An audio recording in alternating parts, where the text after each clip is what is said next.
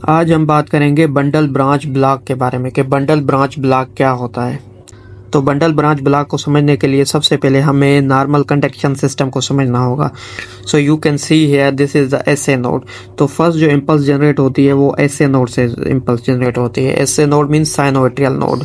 Sino ایٹریل کی جو exact location ہوتی ہے وہ کوو ٹرائکسپڈ ایریا میں پڑا ہوا ہوتا ہے، مینس کہ جو سپیریئر وینا کیوا ہے اور رائٹ ایٹریم میں اس کے اپر پورشن پہ یہ سائنو ایٹریل نوڈ ہوتا ہے۔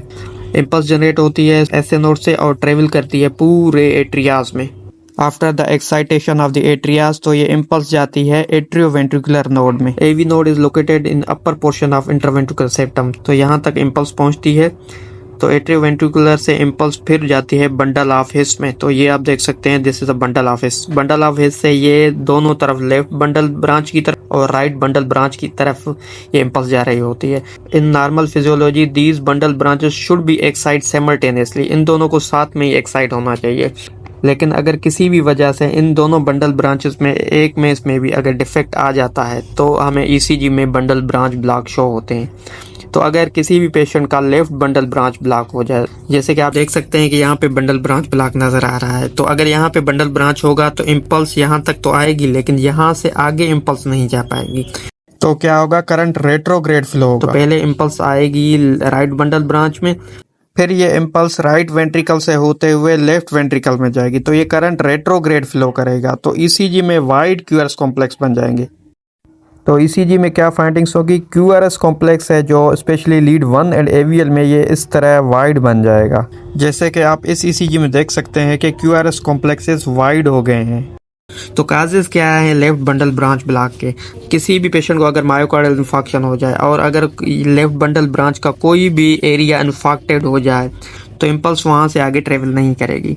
اس کے علاوہ اگر کسی بھی پیشنٹ کو سسٹمک ہائپر ٹینشن ہے یا اگر کسی بھی پیشنٹ کو ایورٹک ویلو ڈیزیز ہے لائک ایورٹک اسٹینوسس ہے کسی بھی پیشنٹ کو، اس کے علاوہ کارڈیومایوپیتھی لائک ڈائلیٹڈ کارڈیومایوپیتھی، اس میں بھی پیشنٹ کو لیفٹ بنڈل برانچ ہوگا، اور اس کے علاوہ کارڈک ٹروما ہو جائے تو ان ساری کنڈیشن میں پیشنٹ کو لیفٹ بنڈل برانچ بلاک ہوگا۔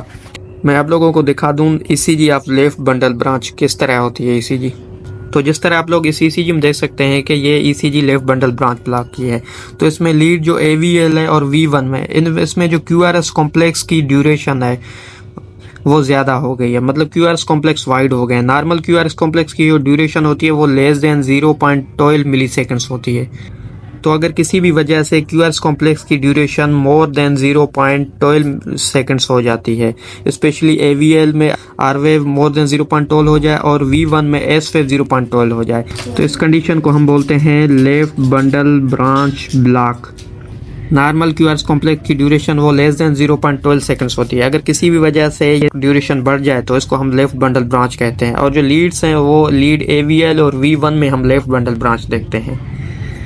اب میں آپ لوگوں کو کچھ پریکٹیکل ای سی جیز دکھا دوں پیشنٹس کی ایل بی بی کی، تو یہ آپ جس طرح سی سی جی میں دیکھ سکتے ہیں کہ اس میں لیفٹ بنڈل برانچ بلاک نظر آ رہا ہے، اس میں آپ لیڈ اے وی ایل اور وی ون دیکھیں گے تو اس میں کیو آر ایس کمپلیکس کی جو وڈتھ ہے وہ مور دین 0.12 ملی سیکنڈس ہے۔ اس کا مطلب ہے کہ اس پیشنٹ کو لیفٹ بنڈل برانچ بلاک ہے، اور اس کے علاوہ آپ یہ ای سی جی بھی دیکھ سکتے ہیں، اس میں آپ دیکھ سکتے ہیں کہ lead 1 and a V L میں کیو آر ایس کی ڈیوریشن مور دین 0.12 سیکنڈس ہے۔ Now comes to the right bundle branch block. اب رائٹ بنڈل برانچ بلاک کس کو کہتے ہیں؟ تو آپ یہ دیکھ سکتے ہیں کہ یہ جو بنڈل آف ہس سے رائٹ سائڈ بنڈل برانچز نکل رہے ہیں، اس کو رائٹ بنڈل برانچ کہتے ہیں۔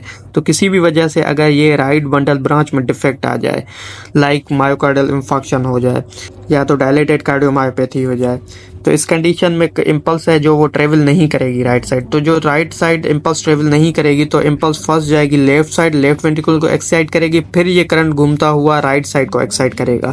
تو جب یہ کرنٹ اس طرح ریٹروگریڈ فلو کرے گا تو ای سی جی میں رائٹ بنڈل برانچ بلاک شو ہوگا۔ رائٹ بنڈل برانچ بلاک کے کازز ہیں ایٹریل سیپٹل ڈیفیکٹ، اوسٹیم پرائمم، اوسٹیم سیکنڈم، اس کے علاوہ اکیوٹ پلمنری ایمبولزم، ارتھمیوجینک رائٹ وینٹریکولر کارڈیومایوپیتھی اور کرونک پلمنری ڈیزیز، ان سب کنڈیشن میں پیشنٹ کو رائٹ بنڈل برانچ بلاک ہوتے ہیں۔ اب ای سی جی دیکھتے ہیں کہ ای سی جی میں کیا چینجز آئیں گے رائٹ بنڈل برانچ میں۔ اب یہ آپ لوگ ای سی جی دیکھ سکتے ہیں رائٹ بنڈل برانچ بلاک کی، تو یہ جو وی ون ہے اس میں اب کیا آئے گا؟ آر ایس آر پیٹرن، یہ ہے آر ویو اور یہ ہے ایس ویو اور یہ اگین آر ویو. اگر کسی بھی ECG میں یہ RSR پیٹرن آ رہا ہے تو یہ شو کرتا ہے رائٹ بنڈل برانچ بلاک کو.